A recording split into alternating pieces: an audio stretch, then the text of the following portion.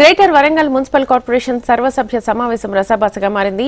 అధికార కాంగ్రెస్ ప్రతిపక్ష బీఆర్ఎస్ కార్పొరేటర్లు పరస్పర వాగ్వాదం మధ్య వాడి వేడిగా జరిగింది. గ్రేటర్ వరంగల్ మున్సిపల్ కార్పొరేషన్ సర్వసభ్య సమావేశం దూషణ పర్వాన్ని తలపించింది. ఎజెండా అంశాలు ప్రతిపాదించకుండానే బీఆర్ఎస్ కార్పొరేటర్లు ప్రోటోకాల్ పాటించడం లేదంటూ ఆందోళన చేపట్టారు.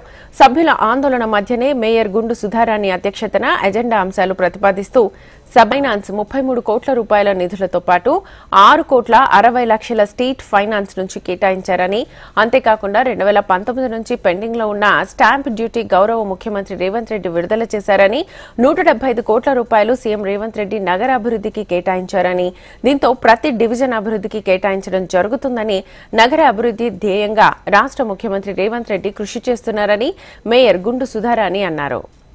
దాదాపు 33 కోట్లు 15 ఫైనాన్స్ నుంచి, అదేవిధంగా 6 కోట్ల 60 లక్షల స్టేట్ ఫైనాన్స్ నిధులతోటి మంజూరు చేసిన నిధుల గురించి ఆమోదం జరిగింది. కౌన్సిల్ అంతా కూడా తీర్మానం చేయడం జరిగింది.